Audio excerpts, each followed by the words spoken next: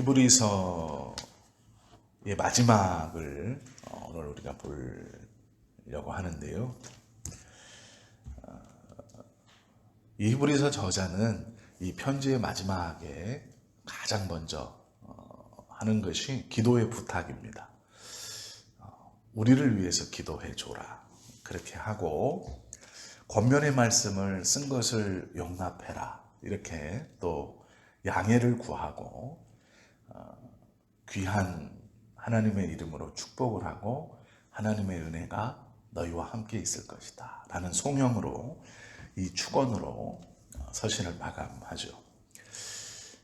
우리가 여기서 이제 몇 가지 중요하게 봐야 할 단어 그리고 의미들이 있습니다. 그 중에 하나는 우리를 위하여 기도하라 라는 내용이에요. 우리를 위해서 기도해 줘라.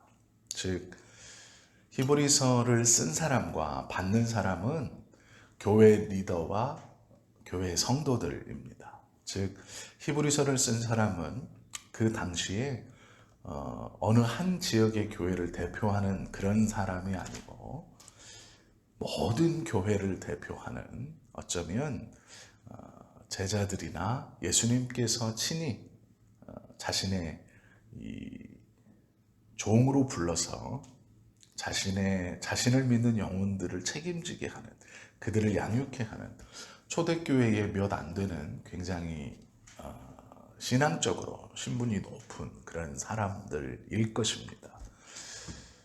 그러기에 그들이 어떤 지역에 있는 성도들에게 편지를 쓴 것이죠.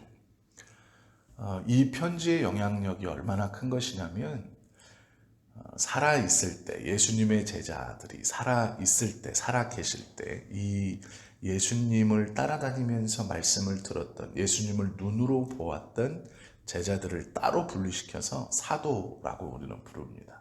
많이 들어보셨을 거예요. 사도.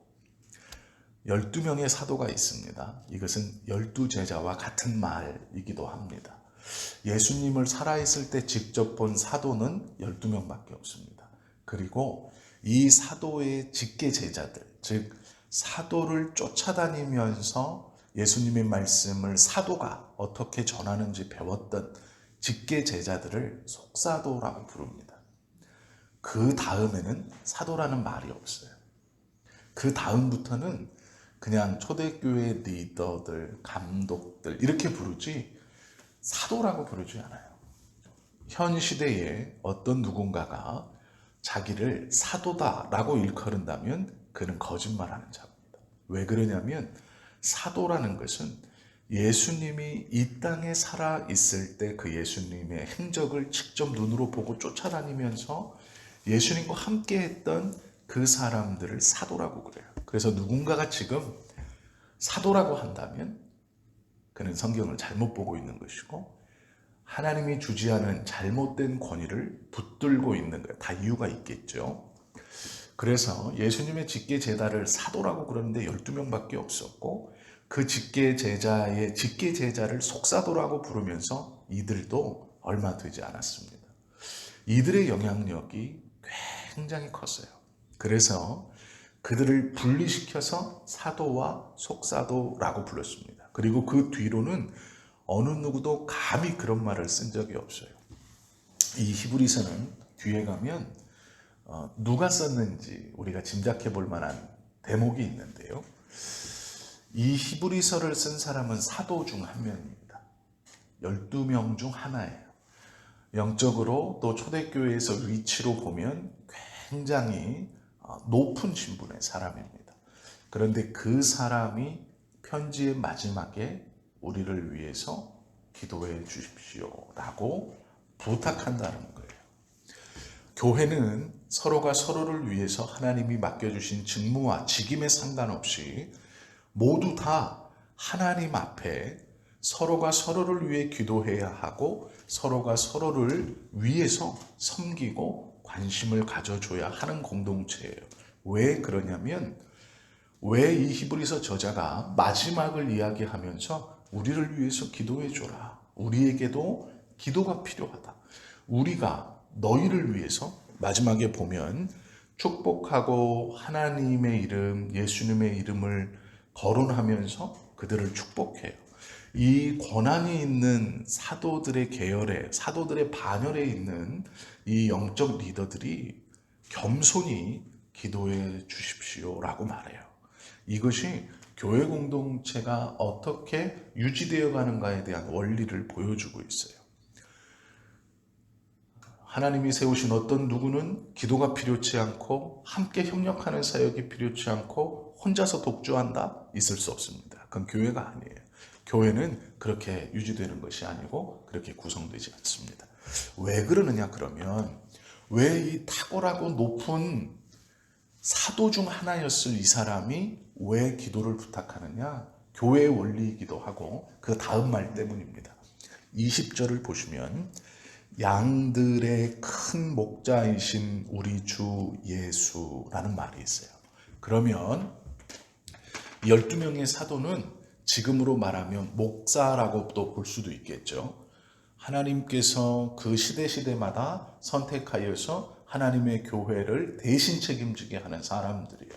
그런데 지금 우리들과는 비교할 수 없을 만한 복음에 대한 확신과 능력을 가지고 있었던 사도들, 성경을 조금 읽은 사람들, 교회가 조금 커지는 사람들, 이 목회자들이 부러워하는 게 있어요. 그게 누구냐면 예수님을 직접 보고 따라다녔던 사도들이에요. 그래서 큰 교회를 이루고 사람을 좀 많이 모이게 한 사람들 중 어떤 이들은 그 부러움이 너무 심해져서 자신을 사도라고 칭해요. 내가 사도다. 이 시대에 나를 사도로 불렀다. 이런 말도 안 되는 얘기를 합니다. 왜 그러느냐? 그만큼 권위가 있는 사람들이에요. 그런데 사도로 불린다라는 것은요, 이 20절의 말씀이 뭔지 모르기 때문이에요. 20절에 보면 양의 큰 목자이신 우리 주 예수라고 말해요. 목자가 아니라 양이라는 거예요. 너는 사도조차도 자신을 가리켜 양이라고 칭합니다. 즉 예수님 앞에 되었을 때 나는 작은 목자 아니에요. 나는 양이라. 예수님을 보았을 때 그의 신앙의 고백은 양 무리 중 하나입니다 라고 하는 거예요. 왜요? 진짜 목자는 예수님밖에 없기 때문이에요. 이것이 하나님께서 우리에게 원하시는 신앙의 고백이에요. 내가 목사의 직을 감당하고 많은 사람이 모여 있을지라도, 어떠한 큰 교회를 책임지고 있을지라도 그가 예수님 앞에서는 양 중 한 마리일 뿐이다라는 거예요. 이 20절의 고백이요, 굉장히 중요한 고백이에요. 양들의 큰 목자이신 우리 주 예수라는 말은 자신의 신분이 어디인가를 너무도 정확하게 보여주는 말씀이에요. 예수님 앞에 모두 다 양이에요. 그렇기 때문에 서로를 위해서 기도해야 한다라는 거예요. 이것을 누가 고백하느냐? 사도들이 고백하고 있는 거예요. 이것이 교회죠. 그렇게 말씀을 하고 있는 것이죠. 그리고 나서 예수님만이 하나뿐인 목자이다. 그러면 왜 예수님만이 하나뿐인 목자이냐? 예수님만이 하신 일이 있어요. 그게 뭐냐면 나는 양을 위하여 목숨을 버리는 선한 목자이기 때문이에요. 사람은요, 아무리 자기가 신앙이 좋다 하여도 다른 이의 죄를 위해서 자신의 목숨을 버릴 수 있는 사람은 아무도 없어요. 그럴 자격을 가지고 있는 사람도 아무도 없습니다. 그렇기 때문에 서로 내가 교회를 위해서, 교회를 지키기 위해서 나의 모든 것을 들여서 밖에 나가서 일을 해 돈을 벌어 교회를 움직이고 교회를 지켜나가고 교회를 운영했습니다. 할지라도 아니라는 거예요. 그 개념이 아니에요. 다른 이의 죄를 대속해서 짊어지고 나의 죽음으로 저를 살려내는 것. 그것은 예수님밖에 못하는 거예요. 그렇기 때문에 선한 목자이신 양을 위하여 목숨을 버릴 수 있는 분은 예수님밖에 없는 거예요. 우리가 서로 교회를 위해서, 누군가를 위해서 자신의 장기를 다 주고 죽을지라도 그것은 그를 육신의 질병에서 건져줄 수는 있고 어떤 도움을 줄 수는 있지만 그의 영혼에 대한 목숨을 값으로 살 수 없는 거예요. 이것은 헌신이긴 하고 섬김이긴 하고 희생이긴 하지만 죄에 대한 용서로 자신이 죽는 것은 절대로 아니에요. 그걸 오해하면 안 돼요. 그럴 수 있는 분은 예수님이시다라는 거예요. 이 땅 위에 하나님께서 세우신 목회자들은 많이 있어요. 우리는 그들을 목자라고도 부릅니다. 그러나 정확한 정체는 그들도 예수님 앞에 섰을 때는 양이에요. 함께 목양을 받아야 되는, 예수님 앞에 인도를 겸손히 받아야 하는 양들이다라는 거예요. 그 뒤에 말씀이 영원한 언약의 피로 죽은 자 가운데서 이끌어내신 평강의 하나님, 아버지가 어떠한 분인가를 다시 말하고 있죠. 영원한 언약의 피, 이것은 예수님의 죽음이죠. 예수님의 죽음이 우리에게 있어서 정말로 중요한 일이에요. 왜 그러냐면 예수님의 희생의 피가 없었다면 우리의 구원은 이루어지지 않았기 때문이죠. 그러면 예수님의 영원한 언약의 피 앞에 있었던 것이 있어요. 그게 뭐냐면 구약의 제사들입니다. 구약에서 수없이 아브라함 이후로, 아니 창세기에서 가인과 아벨을 이야기할 때 나왔던 그 제사 이후로 계속해서 하나님 앞에 드려졌던 모든 제사가 바로 예수님의 이 희생제사 앞에 그림자로 보여진 거예요. 즉, 이 모든 제사는요, 예수님의 십자가가 있기 전 진짜가 옵니다. 이제 옵니다. 용서받는 것, 구함을 받는 것, 이제 옵니다라는 거예요. 즉, 이것은 그림자들이에요. 수없이 많은 제사가 있었지만 이 한 번에 예수님께서 드린 제사를 기다리게 하고 기대하게 하고 보여주는 수많은 그림자들이에요. 진짜가 오면 이 그림자는 소용이 없는 거예요. 그렇기 때문에 지금 우리가 예수님의 십자가의 은혜를 믿음으로 짐승을 잡아들이지 않는 거예요. 제사하지 않고 예배하는 거예요. 뭘 예배하느냐? 그 예수님으로 단번에 우리의 죄를 사해 주신 하나님을 예배하는 거예요. 그래서 지금은 제사라고 쓰지 않아야 돼요. 무엇인가 제물을 드리고 그렇게 말하지 않아요. 그렇게 안 해야 돼요. 예배라는 것은 이 단번에 드리신 희생 제사가 끝난 다음 기쁨으로 드리는 거예요. 그래서 예배는 원래 기쁜 겁니다. 예배는 우울하지 않아요. 근데 이제 제 목소리가 우울해서 우울하게 느껴지는 것 뿐이지 예배는 원래 기쁜 거예요. 예. 그래서 예배 때 나라와 민족과 백성과 방언마다 하나님께서 주신 그 기뻐하심의 모양대로 할 수 있는 거예요. 막 뛸 수도 있고 어느 곳은 박수도 칠 수도 있고 어느 곳에는 자신들만의 소리를 낼 수 있어요. 기쁠 때 소리 내는 소리 있죠. 어떤 곳은 이렇게, 어떤 곳은 이렇게 우리에겐 이질감이 느껴질 수 있지만 하나님께서 백성과 나라와 족속과 방언마다 기쁨으로 주신 그 행위들을 하는 것은 절대로 이상한 것이 아니에요. 우리 교회도 드럼도 있고 뭣도 있지만 저걸 하면 아닙니다. 절대로 아니에요. 그거는 자기의 생각에 예배를 맞춘 거예요. 예배는 그런 게 아니지. 경건하게. 아니야. 그건 네 목소리만 경건해. 네 얼굴만 근엄한 거야. 예배는 그렇게 하는 게 아닙니다. 기뻐하심으로 하나님 앞에 자신의 그 기뻐하시게 주는 것을 보여드리는 것, 그것을 가지고 나아가는 것이 예배예요. 그래서 우리가 예배에 올 때 우울할 필요가 없어요. 우울하면 예배가 안 되는 거예요, 원래. 오늘 내가 이 예배를 드리고 콱 죽어야지. 그건 예배가 아니에요. 우울하게 왔다가도 예배를 드리면서 그래 살아야지. 이게 예배인 거예요. 그냥 하나님이 받으시는 예배는 그런 거예요. 이 예배를 드리고 내가 그냥 중대결심을 발표해야겠어. 근데 예배를 딱 드리고 나면 중대결심은 다음에 해야겠어. 이게 이제 예배인 거예요. 그게 하나님 기뻐하시는 우리의 예배가 되어야 합니다. 죽은 자 가운데서 이끌어내신 그리스도의 부활을 상징하는 것, 그리고 로마서 1장 4절에서 보시면 예수님을 가리켜서 이 아들로 말하면 육신으로는 다윗의 혈통에서 나셨고 성결의 영으로는 죽은 자 가운데서 부활하여 능력으로 하나님의 아들로 인정되셨다, 이렇게 말해요. 성경은요, 하나님하고 예수님을 가리킬 때 주어를 어떨 때는 똑같은 사건에 대해서 하나님에 두기도 하고 어떨 때는 똑같은 사건에 대해서 예수님께 두기도 해요. 우리는 우리의 신앙으로 고백할 때 예수님을 죽은 자 가운데서 살리신 분이 하나님이라고 고백해요. 그런데 로마서에서는 반대로 뭐라 그러냐면 예수님이 부활하심으로 하나님의 아들임을 증명하셨다. 이렇게 또 말해요.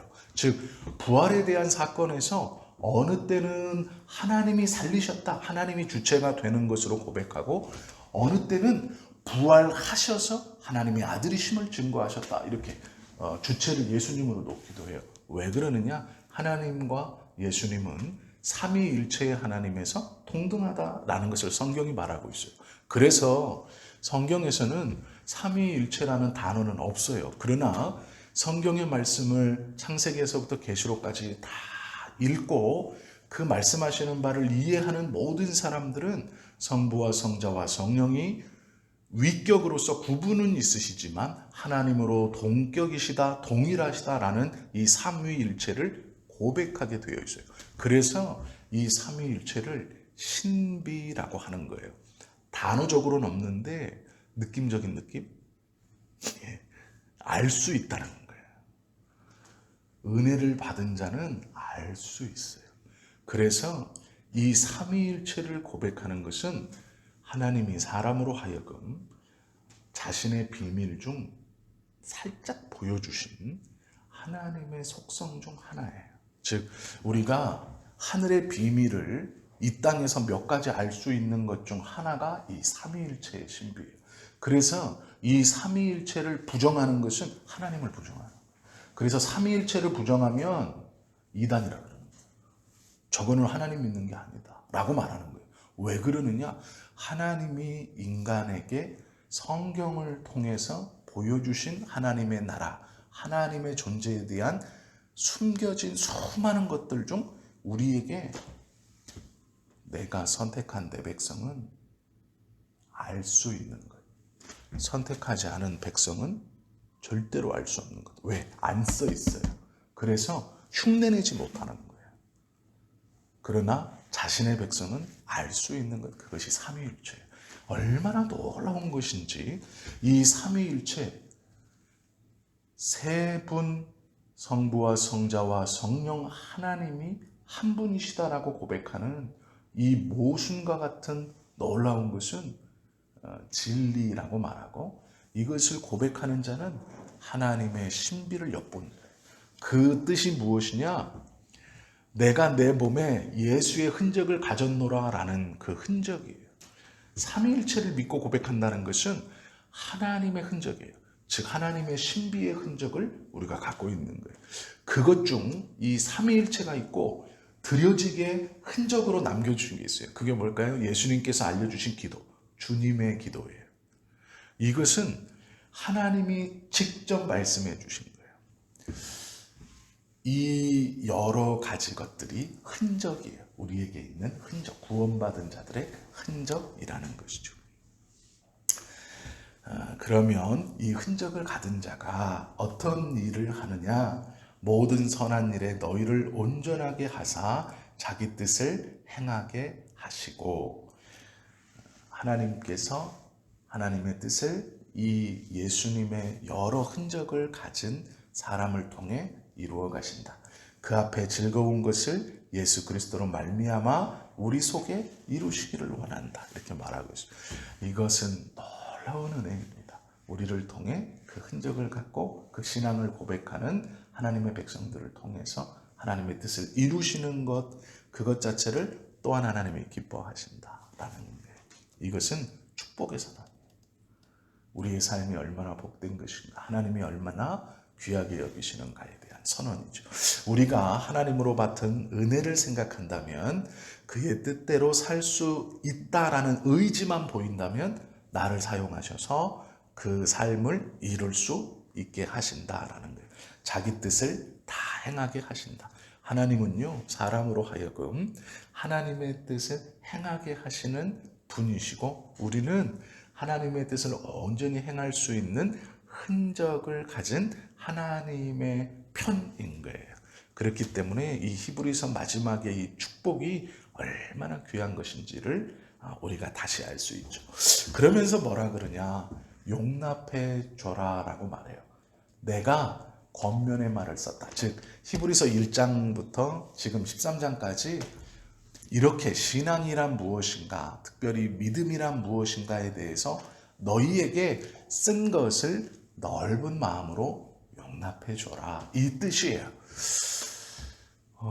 이 사도라고 부르는 이 계열에 있는 사람이, 영적인 리더가 성도들에게 편지를 쓰고 1장에서부터 13장까지 이 히브리서의 정말로 귀하고 복된 하나님의 말씀과 성도들이 도저히 알 수 없는 그 영적인 신비들을 문장 문장마다 단어 단어마다 숨겨놓고 또 앞뒤에 그 절마다 그것이 연결되어지도록 다 풀어줬어요. 그런데 그들의 고백이 뭐냐면 용납하세요, 이런 말이에요. 이렇게 쓴 것을 용납하세요. 이것은 받아들여 주세요라는 말도 있지만 용납하세요라는 말은요, 하나님의 교회에서 정말로 하나님이 붙들고 하나님이 중요하게 보시는 자들이 누구인가? 제가 지금 말을 실수했는데 하나님이 정말로 중요하게 보시는 분들이 누구인가를 써놓은 거예요. 영적인 리더들이요? 아니, 이 사람들 쓰임받고 그냥 버려지는 건 아니지만 잊혀지는 사람들이에요. 쓰임받고 그냥 하나님이 그 시대 그 시간 그 상황에서 쓰시고 너희는 쓰임받았으니 너희는 하늘의 비밀을 보았으니 그냥 치우는 것들이에요. 정말로 중요한 건 성도들인 거예요. 하나님의 비밀을 제대로 본 사람은 성도의 무게가 얼마나 큰지를 알아요. 그래서 가르치는 자가 되고 뭐 예를 들어 목사가 되고 교사가 되고 감독이 되고 다 필요 없어요. 제일 중요한 신분은 뭐예요? 성도인 거예요. 내가 하나님의 백성이라는 거예요. 그렇기 때문에 원래 목회라는 건, 원래 목사라는 건요, 교회를 섬기고 다스릴 때는 목사의 직이 있지만 이것이 은퇴되어 딱 끝나면 그때부터는 목사가 아니라 성도가 되는 거예요. 왜요? 성도가 더 귀한 직분이기 때문에. 이것이 하나님께서 가장 아끼시고 하나님이 세우신 교회에서 가장 귀한 그룹이기 때문이에요. 성도가. 목사가 아니에요. 그렇기 때문에 은퇴하고 그만두면 호칭 자체가 성도로 가는 거예요. 목사를 죽을 때까지 고집하는 건 사실 어리석은 짓이에요. 성도가 하나님이 가장 귀하게 여기시는 그룹이에요. 하나님의 비밀을 제대로 엿본 사람은 그 고백을 하게 되어 있어요. 그래서 그들을 향해서 함부로 말하지 않아요. 그들을 향해서 용납하라 라고 구하는 거예요. 그리고 자신이 할 수 있는 최대한의 축복을 그들에게 해요. 왜요? 하나님이 가장 귀하게 여기시는 그룹이기 때문에 자신이 할 수 있는, 하나님의 이름을 들어 할 수 있는 최대한의 축복을 하는 거예요. 우리는 이제 반대로 생각하잖아요. 목사가 제일 꼭대기이고 장로, 권사, 집사, 성도. 아니에요. 목사도 성도고 장로도 성도고 권사도 성도고 집사도 성도예요. 성도도 성도고. 이것이 원래 바른 교회예요. 이렇게 됐다는 것 자체가 기형적인 교회입니다. 잘못된 거예요. 우리들 생각도 좀 바꿔야 돼요. 이것은 성경적이지 않습니다. 하나님께서 가장 귀하게 여기시는 것은 목회자들이 아니고 성도님들이에요. 24절에 보면 너희를 인도하는, 말씀이 좀 길어지네요. 저를 좀 많이 잡았더니 말씀이 좀 길어져요. 25절에 은혜가 너희 모든 사람에게 있을지어다 이렇게 말하고 있네요. 이것은 이제 축도이기 때문에 성도를 가장 귀하게 여기셔서 가장 최상의 것을 축도로 넣어놓은 거예요. 하나님의 은혜가 너희에게 항상 있을지어다 이렇게 말하는데요. 이 히브리서를 누가 썼는가? 요 직전에 나와요. 그게 뭐냐면 23절 한번 보세요. 우리 형제 디모데 이렇게 써 있죠. 디모데를 보고 형제라고 부르는 사람은 초대교회 한 명이에요. 누굴까요? 이 사도들의 계열에서 바울이에요. 히브리서는 작자가 미상이에요. 누가 썼는지 몰라요. 그런데 바울이라고 생각해요. 왜? 이 디모데라는 말 때문이에요. 다른 데는 디모데라는 말이 없거든요. 바울만 유독 디모데를 그렇게 좋아해요.